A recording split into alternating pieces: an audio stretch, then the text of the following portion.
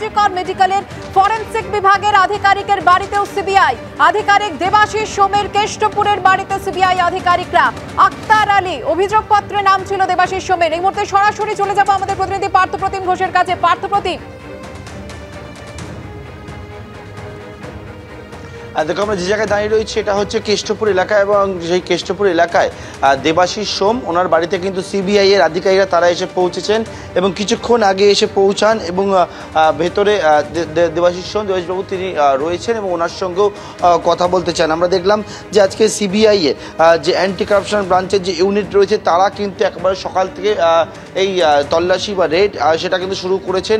এবং যে অভিযোগ ছিল, তুমি জানো যে অভিযোগ ইতিমধ্যে আরজিকর হাসপাতালের বিভিন্ন দুর্নীতি নিয়ে একটা অভিযোগ সামনে আসে, কারাপশন নিয়ে অভিযোগ সামনে আসে এবং সেই অভিযোগে তদন্ত বা সিবিআই গতকালকে অফিসিয়ালি গ্রহণ করেছে এবং অফিসিয়ালি গ্রহণ করার পরেই আজকে সকাল থেকে একেবারে ইন অ্যাকশনে সিবিআই, তেমনটাই দেখা যাচ্ছে কেন্দ্রীয় বাহিনী তারা রাস্তার মধ্যে মোতায়েন রয়েছে, তারা নিরাপত্তা ব্যবস্থাটি দেখছেন। অন্যদিকে দেবাশিস সোমের সঙ্গে কথা বলছে। কিন্তু কেন এই দেবাশিস সোমের বাড়িতে? দেবাশিস সোম হচ্ছেন আরজিকর মেডিকেল কলেজ হসপিটালের তিনি কিন্তু ফরেনসিক মেডিসিনের উচ্চ আধিকারিক এবং ওনার বাড়িতে যে বিষয়ে আসা তার কারণ সম্পর্কে যেমনটা জানতে পেরেছি সেটা হচ্ছে যে আক্তার আলী অর্থাৎ যিনি হচ্ছেন প্রাক্তন ডেপুটি সুপারিনটেন্ডেন্ট আরজিকর হসপিটালের, আক্তার আলী গত বছর অর্থাৎ 2023 সালের জুলাই মাসে অভিযোগ দায়ের করেন। যে অভিযোগটা ছিল কিন্তু একেবারে ভিজিলেন্স দপ্তরের কাছে অভিযোগ জমা পড়ে, স্বাস্থ্য দপ্তরের কাছে অভিযোগ জমা পড়ে এবং সেই অভিযোগপত্রে দেবাশিস সোমের নাম ছিল। যেমন তিনি প্রাক্তন অধ্যক্ষ সন্দীপ ঘোষের নাম বলেছেন, আমি ছবিটা দেখাতে বলবো, সেখানে কিন্তু একেবারে দেবাশিস সোমের নামও ছিল। সেখানে কি কি অভিযোগে বলা হয়েছিল, যে বিষয়টা বলা হয়েছিল ভিজিলেন্সের কাছে আক্তার আলী তিনি যে অভিযোগ করেছেন, পরবর্তীকালে সেই অভিযোগের একেবারে তদন্তের জন্য রাজ্য সরকার এসআইটি গঠন করে এবং সেখান থেকে কিন্তু গোটা তদন্ত বা সিবিআই কাছে যায়।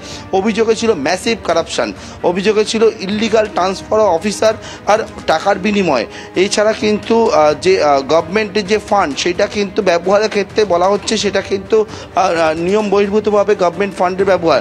এছাড়া যে বায়োমেডিক্যাল ওয়েস্ট সেটা বিক্রি করার ক্ষেত্রে যে টাকা নয় ছয় অ্যাসেট তৈরি করা, এইরকম একাধিক অভিযোগ ছিল এবং যে অভিযোগটা একেবারে আক্তার আলী জমা দিয়েছিলেন স্বাস্থ্য দপ্তরের কাছে, ভিজিলেন্স দপ্তরের কাছে।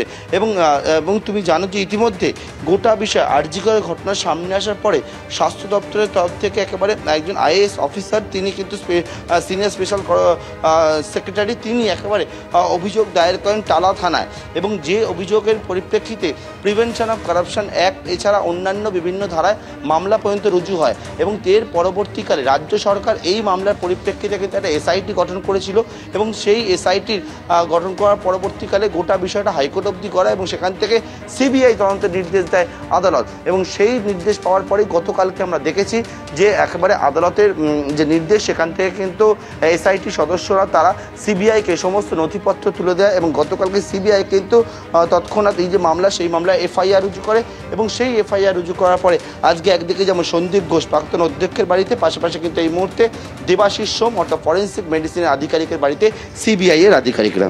পার্থপ্রতিম, তুমি আমাদের সঙ্গে থাকো। দু জায়গার ছবি আপনারা দেখছেন, একদিকে কেষ্টপুরের ছবি যেখানে আরজিকর মেডিকেলের ফরেনসিক বিভাগের আধিকারিকের দেবাশিস সোম তার নাম, সেই আধিকারিকের বাড়িতে পৌঁছে গিয়েছেন সিবিআই আধিকারিকরা। অন্যদিকে প্রাক্তন অধ্যক্ষ সন্দীপ ঘোষের বেলেঘাটার বাড়ির বাইরেও কিন্তু সিবিআই টিম রয়েছে।